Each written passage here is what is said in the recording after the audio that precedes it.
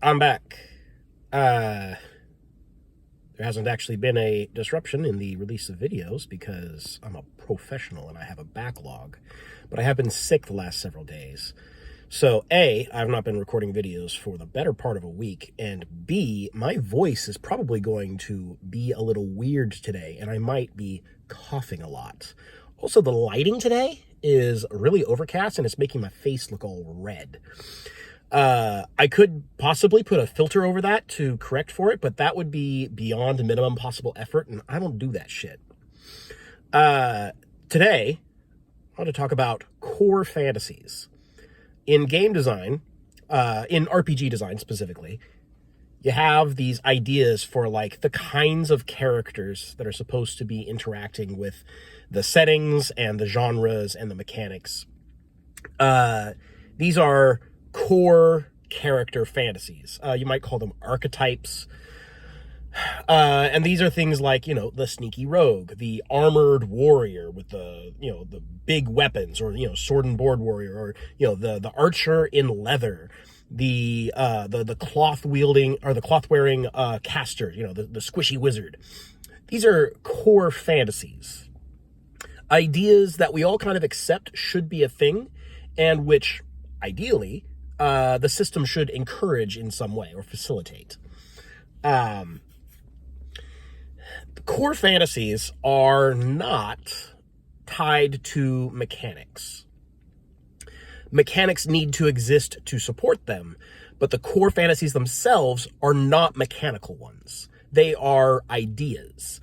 They are either like collective fictions, or they are there's this like idea in our minds collectively that the character should look like this, it should behave basically like this, and it should do these kinds of things. But these are not mechanical concepts. It's not like, oh, this character needs to roll this kind of die, or else it's not really representative of that character. Or this character needs to have X, Y, or Z types of resources, or else it doesn't work as that character.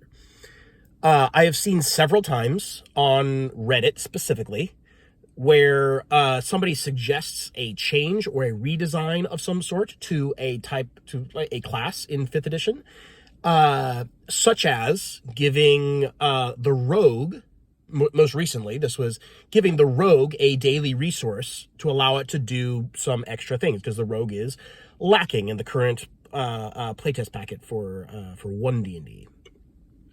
And people respond with, no, the rogue has to be resourceless. It's like the reason to play a rogue is because you have no resources to spend, which isn't true. The rogue has resources. Even discounting the fact that hit points are a resource,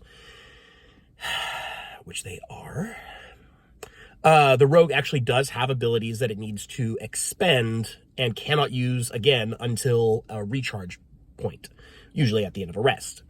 And they say, like, if you want a rogue to have resources, make it a subclass. Don't put it in the base class. In the past, I have recommended that the extra attack feature for the fighter, all of the extra attack features, should be taken out as features and just given to weapon use in general, because cantrips scale at the same levels. At levels 5, 11, and 17, they increase in damage. They double at 5, plus 50% at 17, and plus a third at level 17. Basically increasing your level 1 equivalent each time. I've suggested that the fighter, like, these are not real features because casters get them for free. They don't count as features for casters, so they are fake features for the fighter. And then monk, barbarian, and rogue just don't get features at those levels. And paladin and ranger, I believe, also don't get extra attacks after 5th. So weapon users don't get scaling at all after 5th level, which is a problem. And then when I say that like, these are not real features, take them away, give the fighter something else, people say, no, you can't do that. Getting extra attacks is iconic to the fighter. It's their whole identity. I'm like, no, it's not. The fighter's whole identity is being the big, tough, armored warrior. That's not a mechanic, that's an idea. It can be represented mechanically in a lot of different ways. Oh my gosh, my voice is doing things. So, what I'm getting at here is that there's a lot of different ways mechanically for you to create and support these core character fantasies. And they aren't, there's no like one right way to do it. If you want the dark, spooky magic user, the warlock, you can do it in the way that 5e does, where you have Eldritch Blast as being a definitely better offensive cantrip than most other options. And invocations that sort of act as a secondary feat system, it's unique to the warlock, that allow you to enhance Eldritch Blast or get other abilities. You know, it's a secondary feat system unique to the warlock. That's what invocations are. You could do it that way, and then like give them also spell slots that work a little bit differently than other casters. You could.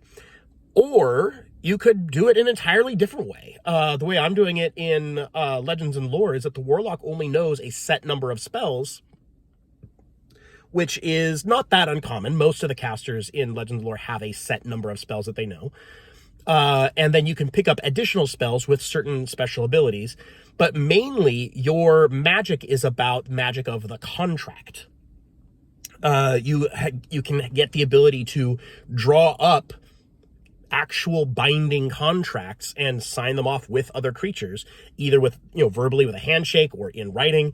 And if either of you break that contract, the person who broke the contract becomes cursed permanently. Maybe there's ways to remove the curse, but it's not going to be easy.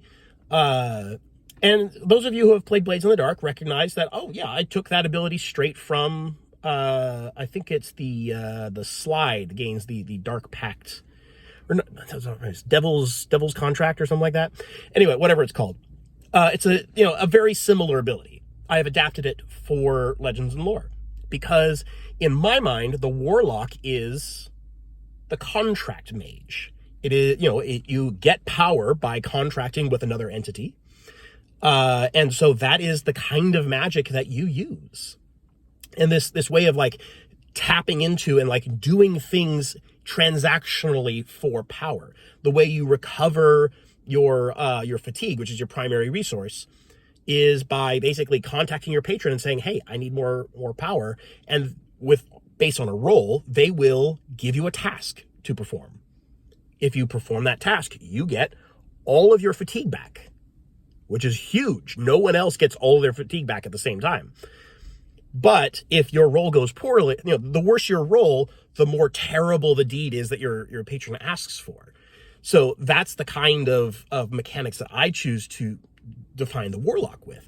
That's fully different, mechanically almost unrelated to the 5e warlock, which are both almost fully unrelated to the 4e warlock, which is all fully unrelated to the 3e warlock. But they're all recognizable as the warlock because they still all kind of point to a core character fantasy, which is this character that draws power from another entity, generally a non-divine entity, although 5e does have divine pacts. Why they are not a cleric, I'm not sure. So I get annoyed when people point to a mechanic, a specific feature or ability, and say, this is iconic to the class. It is not that class without this mechanic. That's an extremely narrow way to look at game design, especially when you're talking about improving or reinventing something, trying to do homebrew, or to just sort of discuss in theory like how you would rather these mechanics be, which is a fully valid discussion to have, even if it is not realistically going to result in anything. I've always held that creativeness is its own reward. You don't need to justify creating or coming up with ideas or discussing ideas for game mechanics with this is going to be used in some way. You don't need that. It is an endeavor that is worth doing for its own sake. And then when you try to engage in that and people say, oh no, you can't do that because without turn undead, it's not a cleric. Why? Why is the turn undead feature specifically necessary for someone to be a cleric? Is not a cleric simply an armored holy magic user or divine magic user, I guess, not necessarily holy. You have to have dragon magic in order for it to be a sorcerer. Dragon magic has to be one of the options. Why? That's not always been the case. It's not even really central to the class. Fighters have to make a lot of basic attacks as their only way of scaling. Why? That has not always been the case. And it's also not great game design. And it's not, and these things do not point to the core character fantasy. They don't, well, I mean, some of them might point to it, but they are not the source of it. There are other ways to go about creating these core character fantasies. If I want to be the big armored warrior, there's lots of ways to design game mechanics that support and facilitate that kind of character. And it's not all just you have weapon proficiencies, you have armor proficiencies, and you make basic attacks. Because that's not a great design. So anyways, I would encourage you in the future, if you have engaged in this kind of fallacy, to say that this particular feature or this set of mechanics is core to the idea of a character archetype, to review your assessment of that and see if it is indeed part of the core character fantasy, because those mechanics don't exist if you are telling a narrative. If I'm writing a book about a warrior, I'm not going to describe how many attacks this warrior can make in a 6-second period. He's going to be doing attacks, or he's going to be, using his weapon as needed for the plot. What's going to define this character as a warrior is how many feats of prowess they can make, and their ability to withstand punishment, their ability to, press on despite the pain and the hurt and the morale. They're going to be brave, these kinds of things. These are not game mechanics. These are narrative aspects that need to have some sort of mechanical representation. And one way you could do that is by saying, oh, you get to attack more than once. I mean, is that a good way to do it? Probably not. I would argue it's a very bad way to do it. But, if that's the way your game works, then I guess that's the way your game works. But number of attacks per round is not part of the core character fantasy. The core character fantasy goes well beyond that and requires several paragraphs, perhaps, to describe and fully encompass. And it is a game designer's job to boil down the core character fantasy and represent it mechanically. There's lots of different ways to do that. The rogue, and this kind of spawned from a discussion about the rogue being resourceless. A, it's not resourceless. B, the rogue does not need to be resourceless in order to be a rogue. You can absolutely have a rogue with resources, a full resource system. There's a way you could do that. I was kind of working on, so I made most of a rogue rework. It's kind of like in a semi-playable state before I stopped. And it had a sort of pseudo resource. It was a very rapidly regenerating resource. It was like almost at will, which was your pool of sneak attack dice. And you could spend sneak attack dice to do other things. Which is kind of similar to what they have going on now. But I did it much more liberally because I feel like the 1D&D rogue is kind of stingy with regards what you can get for your sneak attack dice. So yeah, I mean, I don't have any further conclusions on this. It's just that core character fantasy and mechanical representations thereof are not the same thing, and you can have many different kinds of mechanics that are all meant to represent the same core character fantasy. You know, the rogue is the rogue just by being the sort of sneaky, dirty fighter. Maybe part of your core fantasy that you want to represent is that they are also like good with traps, either setting them up or disarming them. They are world wise and street savvy and those kinds of things.